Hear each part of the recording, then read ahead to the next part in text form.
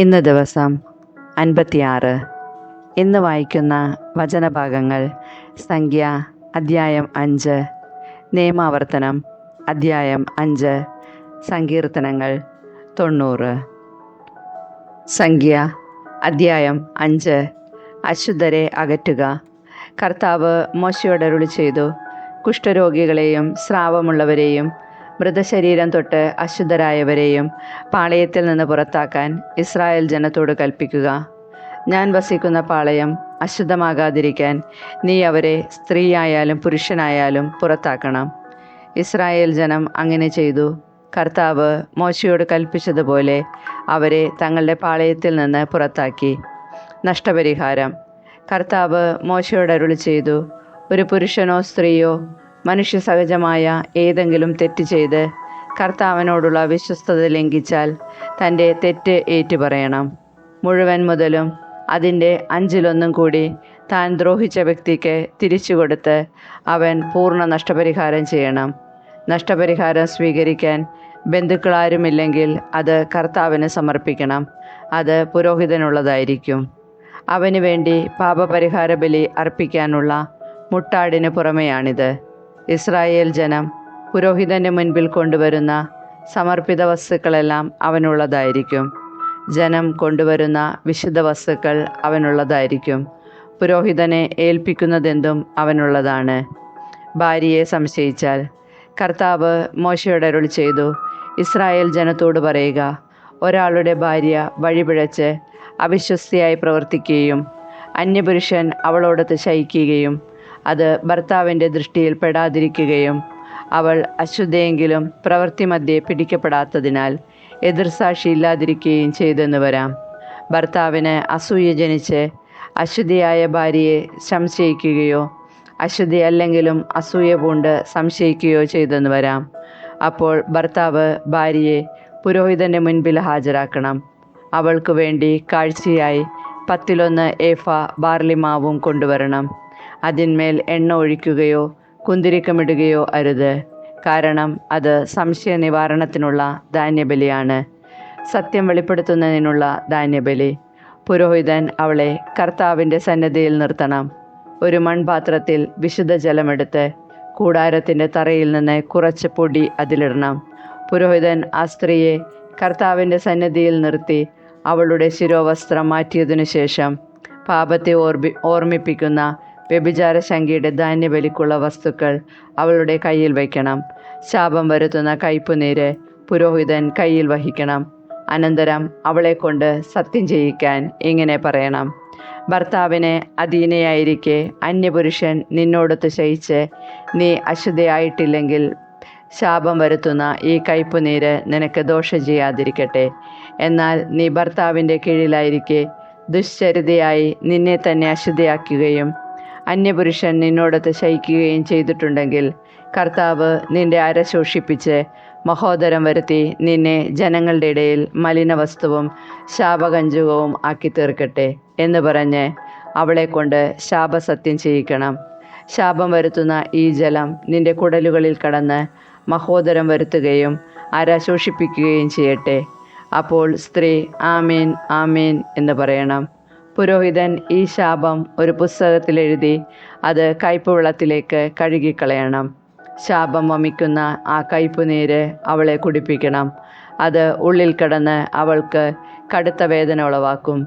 പുരോഹിതൻ സ്ത്രീയുടെ കയ്യിൽ നിന്ന് വ്യഭിചാര ശങ്കയുടെ നൈവേദ്യം വാങ്ങി കർത്താവിന് നീരാജനമായ ബലിപീഠത്തിൽ സമർപ്പിക്കണം. അതിനുശേഷം പുരോഹിതൻ ധാന്യബലിയിൽ നിന്ന് സ്മരണാംശമായി ഒരു പിടിയെടുത്ത് ബലിപീഠത്തിൽ വെച്ച് ദഹിപ്പിക്കുകയും സ്ത്രീയെ കൊണ്ട് കയ്പുനീർ കുടിപ്പിക്കുകയും വേണം. അവൾ അശുദ്ധിയായി ഭർത്താവിനോട് അവിശ്വസ്തത കാണിച്ചിട്ടുണ്ടെങ്കിൽ വെള്ളം കുടിച്ചു കഴിയുമ്പോൾ ആ ശാപജലം അവളിൽ കടന്ന് കടുത്ത വേദനയുളവാക്കുകയും മഹോദരം വന്ന് അരശോഷിച്ച് ജനങ്ങളുടെ ഇടയിൽ മലിനവസ്തുവായി തീരുകയും ചെയ്യും. എന്നാൽ അശുദ്ധിയാകാതെ നിർമ്മലയാണ് എങ്കിൽ അവൾക്ക് ശാപമേൽക്കുകയില്ല, വന്ധ്യത്വം ഉണ്ടാവുകയുമില്ല. പാതിവ്രത ശങ്കയുണ്ടാകുമ്പോൾ അനുഷ്ഠിക്കേണ്ട വിധിയാണിത്. ഭർത്താവിന് അധീനയായിരിക്കെ ഭാര്യ വഴിപിഴച്ച് സ്വയം അശുദ്ധിയാവുകയോ ഭർത്താവ് ശങ്കാധീനനായി ഭാര്യയുടെ വിശ്വസ്തതയിൽ സംശയിക്കുകയോ ചെയ്താൽ അവൻ ഭാര്യയെ കർത്താവിൻ്റെ മുൻപിൽ ഹാജരാക്കുകയും പുരോഹിതൻ ഈ വിധികൾ അനുഷ്ഠിക്കുകയും വേണം. പുരുഷൻ അകൃത്യത്തിൽ നിന്ന് വിമുക്തനായിരിക്കും. സ്ത്രീ തൻ്റെ അകൃത്യത്തിൻ്റെ ഫലം അനുഭവിക്കുകയും ചെയ്യും. നിയമാവർത്തനം അദ്ധ്യായം 5. ഹോറബിലെ ഉടമ്പടി. മോശ ഇസ്രായേൽക്കാരെയെല്ലാം വിളിച്ചുകൂട്ടി പറഞ്ഞു, ഇസ്രായേലെ കേട്ടാലും. നിങ്ങളോട് ഞാൻ ഇന്ന് പറയുന്ന ചട്ടങ്ങളും നിയമങ്ങളും പഠിക്കുകയും അനുഷ്ഠിക്കുവാൻ ശ്രദ്ധിക്കുകയും ചെയ്യുവിൻ. നമ്മുടെ ദൈവമായ കർത്താവ് ഹോറബിൽ വെച്ച് നമ്മോട് ഒരു ഉടമ്പടി ചെയ്തു. നമ്മുടെ പിതാക്കന്മാരോടല്ല, നമ്മോടാണ് കർത്താവ് ഉടമ്പടി ചെയ്തത്. ഇന്ന് ഇവിടെ ജീവനോടെ ഇരിക്കുന്ന നമ്മോട്. മലയിൽ വെച്ച് അഗ്നിയുടെ മധ്യത്തിൽ നിന്നുകൊണ്ട് അവിടുന്ന് നിങ്ങൾക്ക് അഭിമുഖമായി സംസാരിച്ചു. ഞാനപ്പോൾ കർത്താവിൻ്റെയും നിങ്ങളുടെയും മധ്യേ അവിടുത്തെ വാക്കുകൾ നിങ്ങളെ അറിയിക്കാൻ നിൽക്കുകയായിരുന്നു. എന്തെന്നാൽ അഗ്നി നിമിത്തം നിങ്ങൾ ഭയപ്പെട്ട് മലയിലേക്ക് കയറിപ്പോയില്ല. 10 കൽപ്പനകൾ. അവിടുന്ന് പറഞ്ഞു, അടിമത്തത്തിൻ്റെ ഭവനമായ ഈജിപ്തിൽ നിന്ന് നിന്നെ മോചിപ്പിച്ചു കൊണ്ടുവന്ന നിന്റെ ദൈവമായ കർത്താവ് ഞാനാണ്. ഞാനല്ലാതെ മറ്റൊരു ദൈവം നിനക്കുണ്ടാകരുത്. നിനക്കായി ഒരു വിഗ്രഹവും ഉണ്ടാക്കരുത്. മുകളിൽ ആകാശത്തോ താഴെ ഭൂമിയിലോ ഭൂമിക്കടിയിലോ ജലത്തിലോ ഉള്ള ഒന്നിൻ്റെയും പ്രതിമ ഉണ്ടാക്കരുത്. നീ അവയെ കുമ്പിട്ട് ആരാധിക്കുകയോ സേവിക്കുകയോ ചെയ്യരുത്. എന്തെന്നാൽ നിന്റെ ദൈവവും കർത്താവുമായ ഞാൻ എന്നെ വെറുക്കുന്നവരുടെ 3-4 തലമുറകൾ വരെയുള്ള മക്കളെ അവരുടെ പിതാക്കന്മാരുടെ തിന്മ മൂലം ശിക്ഷിക്കുന്ന അസഹിഷ്ണുവായ ദൈവമാണ്. എന്നാൽ എന്നെ സ്നേഹിക്കുകയും എൻ്റെ കൽപ്പനകൾ പാലിക്കുകയും ചെയ്യുന്നവരോട് 1000 തലമുറ വരെ ഞാൻ കാരുണ്യം കാണിക്കും. നിന്റെ ദൈവമായ കർത്താവിൻ്റെ നാമം വൃഥാ ഉപയോഗിക്കരുത്. തൻ്റെ നാമം വൃഥാ ഉപയോഗിക്കുന്നവനെ കർത്താവ് ശിക്ഷിക്കാതെ വിടുകയില്ല. നിന്റെ ദൈവമായ കർത്താവ് കൽപ്പിച്ചതുപോലെ സാബത്ത് ആചരിക്കുക, വിശുദ്ധമായി കൊണ്ടാടുക. 6 ദിവസം അധ്വാനിക്കുകയും എല്ലാ ജോലികളും നിർവഹിക്കുകയും ചെയ്തു കൊള്ളുക. എന്നാൽ 7-ാം ദിവസം നിന്റെ ദൈവമായ കർത്താവിൻ്റെ സാബത്താണ്. അന്ന് ഒരു ജോലിയും ചെയ്യരുത്. നീയും നിന്റെ മകനോ മകളോ ദാസനോ ദാസിയോ കാളയോ കഴുതയോ മൃഗങ്ങളിലേതെങ്കിലുമോ നിന്റെ പട്ടണത്തിലുള്ള പരദേശിയോ ഒരു ജോലിയും ചെയ്യരുത്. നിന്നെപ്പോലെ തന്നെ നിന്റെ ദാസനും ദാസിയും വിശ്രമിക്കട്ടെ. നീ ഈജിപ്തിൽ ദാസനായിരുന്നുവെന്നും നിന്റെ ദൈവമായ കർത്താവ് തൻ്റെ കരുത്തുറ്റ കരം നീട്ടി അവിടെ നിന്ന് നിന്നെ മോചിപ്പിച്ചു കൊണ്ടുവന്നുവെന്നും ഓർമ്മിക്കുക. അതുകൊണ്ട് സാബത്ത് ദിനം ആചരിക്കാൻ അവിടുന്ന് നിന്നോട് കൽപ്പിച്ചിരിക്കുന്നു. നീ ദീർഘനാൾ ജീവിച്ചിരിക്കാനും നിന്റെ ദൈവമായ കർത്താവ് തരുന്ന നാട്ടിൽ നിനക്ക് നന്മയുണ്ടാകാനും വേണ്ടി അവിടുന്ന് കൽപ്പിച്ചിരിക്കുന്നത് പോലെ നിന്റെ പിതാവിനെയും മാതാവിനെയും ബഹുമാനിക്കുക. നീ കൊല്ലരുത്, വ്യഭിചാരം ചെയ്യരുത്, നീ മോഷ്ടിക്കരുത്, അയൽക്കാരനെതിരായി നീ കള്ളസാക്ഷ്യം നൽകരുത്, നിന്റെ അയൽക്കാരൻ്റെ ഭാര്യയെ നീ മോഹിക്കരുത്, അവൻ്റെ ഭവനത്തെയോ വയലിനെയോ ദാസനെയോ ദാസിയെയോ കാളയെയോ കഴുതയെയോ അവൻ്റെ മറ്റെന്തെങ്കിലുമോ നീ ആഗ്രഹിക്കരുത്. നിയമം മോശ വഴി. ഈ വചനങ്ങൾ കർത്താവ് മലയിൽ അഗ്നിയുടെയും മേഘത്തിൻ്റെയും കനത്ത അന്ധകാരത്തിൻ്റെയും മധ്യേ നിന്നുകൊണ്ട് അത്യുച്ചത്തിൽ നിങ്ങളുടെ സമൂഹം മുഴുവനോടുമായി അരുളി ചെയ്തു. അവിടുന്ന് ഇതിൽ കൂടുതലൊന്നും പറഞ്ഞില്ല. അവിടുന്ന് 2 കൽപ്പലകകളിൽ ഇവയെല്ലാം എഴുതി എന്നെ ഏൽപ്പിച്ചു. പർവ്വതം കത്തിക്കരിഞ്ഞുകൊണ്ടിരിക്കെ അന്ധകാരത്തിൻ്റെ മധ്യത്തിൽ നിന്ന് സ്വരം കേട്ട് നിങ്ങൾ എല്ലാ ഗോത്രത്തലവന്മാരും ശ്രേഷ്ഠന്മാരും എൻ്റെ അടുക്കൽ വന്നു. നിങ്ങൾ പറഞ്ഞു, ഇതാ ദൈവമായ കർത്താവ് തൻ്റെ പ്രതാപവും മഹത്വവും ഞങ്ങളെ കാണിച്ചിരിക്കുന്നു. അഗ്നിയുടെ മധ്യത്തിൽ നിന്ന് അവിടുത്തെ സ്വരവും ഞങ്ങൾ കേട്ടു. ദൈവം മനുഷ്യനോട് സംസാരിച്ചിട്ടും അവൻ ജീവനോടുകൂടി തന്നെ ഇരിക്കുന്നത് ഇന്ന് ഞങ്ങൾ കണ്ടു. ആകയാൽ ഞങ്ങൾ എന്തിനു മരിക്കണം? എന്തെന്നാൽ ഈ വലിയ അഗ്നി ഞങ്ങളെ വിഴുങ്ങും. ഞങ്ങളുടെ ദൈവമായ കർത്താവിൻ്റെ സ്വരം ഇനിയും ശ്രവിച്ചാൽ ഞങ്ങൾ മരിച്ചു പോകും. എന്തെന്നാൽ അഗ്നിയുടെ മധ്യത്തിൽ നിന്ന് സംസാരിക്കുന്ന ജീവനുള്ള ദൈവത്തിൻ്റെ ശബ്ദം കേട്ടിട്ടും ജീവിച്ചിരിക്കുന്ന ഞങ്ങളെപ്പോലെയുള്ള മർത്യർ വേറെ ആരുള്ളൂ? നീ അടുത്തുപോയി നമ്മുടെ ദൈവമായ കർത്താവ് പറയുന്നതെല്ലാം കേൾക്കുക. അവിടുന്ന് നിന്നോട് പറയുന്നതെല്ലാം ഞങ്ങളോട് വന്ന് പറയുക. ഞങ്ങൾ അവയെല്ലാം കേട്ടനുസരിച്ചു കൊള്ളാം. നിങ്ങൾ എന്നോട് സംസാരിച്ചത് കേട്ടിട്ട് കർത്താവ് എന്നോട് അരുളി ചെയ്തു, നിന്നോട് ഈ ജനം പറഞ്ഞത് ഞാൻ കേട്ടു. അവർ പറഞ്ഞതെല്ലാം നന്നായിരിക്കുന്നു എന്നും എന്നെ ഭയപ്പെടാനും എൻ്റെ കൽപ്പനകൾ പാലിക്കുന്നത് വഴി അവർക്കും അവരുടെ സന്തതികൾക്കും എന്നേക്കും നന്മയുണ്ടാകാനുമായി ഇതുപോലെ സന്നദ്ധതയുള്ള ഒരു മനസ്സ് അവർക്ക് എന്നുമുണ്ടായിരുന്നെങ്കിൽ കൂടാരങ്ങളിലേക്ക് മടങ്ങിപ്പോകാൻ അവരോട് പറയുക, നീ ഇവിടെ എൻ്റെ കൂടെ നിൽക്കുക. ഞാൻ അവകാശമായി നൽകുന്ന സ്ഥലത്ത് ചെല്ലുമ്പോൾ അവർ അനുഷ്ഠിക്കേണ്ട എല്ലാ നിയമങ്ങളും കൽപ്പനകളും ചട്ടങ്ങളും അവരെ പഠിപ്പിക്കാൻ ഞാൻ നിനക്ക് പറഞ്ഞു തരാം. ആകയാൽ നിങ്ങളുടെ ദൈവമായ കർത്താവ് നിങ്ങളോട് കൽപ്പിച്ചതുപോലെ പ്രവർത്തിക്കാൻ നിങ്ങൾ ശ്രദ്ധാലുക്കളായിരിക്കണം. നിങ്ങൾ ഇടം വലം വ്യതിചലിക്കരുത്.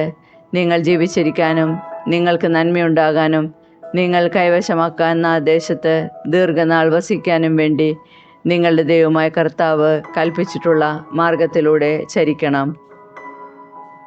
സങ്കീർത്തനങ്ങൾ 90. അനശ്വരനായ ദൈവവും നശ്വരനായ മനുഷ്യനും. കർത്താവെ, അങ്ങ് തലമുറ തലമുറയായി ഞങ്ങളുടെ ആശ്രയമായിരുന്നു. പർവ്വതങ്ങൾക്ക് രൂപം നൽകുന്നതിന് മുൻപ്, ഭൂമിയും ലോകവും അങ്ങ് നിർമ്മിക്കുന്നതിന് മുൻപ്, അനാദി മുതൽ അനന്തത വരെ അവിടുന്ന് ദൈവമാണ്. മനുഷ്യനെ അവിടുന്ന് പൊടിയിലേക്ക് മടക്കി അയക്കുന്നു. മനുഷ്യമക്കളെ തിരിച്ചു പോകുവിൻ എന്ന് അങ്ങ് പറയുന്നു. 1000 വത്സരം അങ്ങയുടെ ദൃഷ്ടിയിൽ കഴിഞ്ഞുപോയ ഇന്നലെ പോലെയും രാത്രിയിലെ ഒരു യാമം പോലെയും മാത്രമാണ്. അവിടുന്ന് മനുഷ്യനെ ഉണരുമ്പോൾ മാഞ്ഞു പോകുന്ന സ്വപ്നം പോലെ തുടച്ചു മാറ്റുന്നു. പ്രഭാതത്തിൽ മുള നീട്ടുന്ന പുല്ലുപോലെയാണവൻ. പ്രഭാതത്തിൽ അത് തഴച്ചു വളരുന്നു, സായാഹ്നത്തിൽ അത് വാടിക്കരിയുന്നു. അങ്ങയുടെ കോപത്താൽ ഞങ്ങൾ ക്ഷയിക്കുന്നു, അങ്ങയുടെ ക്രോധത്താൽ ഞങ്ങൾ പരിഭ്രാന്തരാകുന്നു. ഞങ്ങളുടെ അകൃത്യങ്ങൾ അങ്ങയുടെ മുൻപിലുണ്ട്, ഞങ്ങളുടെ രഹസ്യപാപങ്ങൾ അങ്ങയുടെ മുഖത്തിൻ്റെ പ്രകാശത്തിൽ വെളിപ്പെടുന്നു. ഞങ്ങളുടെ ദിനങ്ങൾ അങ്ങയുടെ ക്രോധത്തിൻ്റെ നിഴലിൽ കടന്നുപോകുന്നു. ഞങ്ങളുടെ വർഷങ്ങൾ ഒരു നെടുവീർപ്പ് പോലെ അവസാനിക്കുന്നു. ഞങ്ങളുടെ ആയുഷ്കാലം 70 വർഷമാണ്, ഏറിയാൽ 80. എന്നിട്ടും അക്കാലമത്രയും അധ്വാനവും ദുരിതവുമാണ്. അവ പെട്ടെന്ന് തീർന്ന് ഞങ്ങൾ കടന്നു പോകും. അങ്ങയുടെ കോപത്തിൻ്റെ ഉഗ്രതയും ക്രോധത്തിൻ്റെ ഭീകരതയും ആരറിഞ്ഞിട്ടുണ്ട്? ഞങ്ങളുടെ ആയുസ്സിൻ്റെ ദിനങ്ങൾ എണ്ണാൻ ഞങ്ങളെ പഠിപ്പിക്കണമേ. ഞങ്ങളുടെ ഹൃദയം ജ്ഞാനപൂർണമാകട്ടെ. കർത്താവെ, മടങ്ങി വരേണമേ. അങ്ങ് എത്ര നാൾ വൈകും? അങ്ങയുടെ ദാസരോട് അലിവ് തോന്നണമേ. പ്രഭാതത്തിൽ അങ്ങയുടെ കാരുണ്യം കൊണ്ട് ഞങ്ങളെ സംതൃപ്തരാക്കണമേ. ഞങ്ങളുടെ ആയുഷ്കാലം മുഴുവൻ ഞങ്ങൾ സന്തോഷിച്ചുല്ലസിക്കട്ടെ.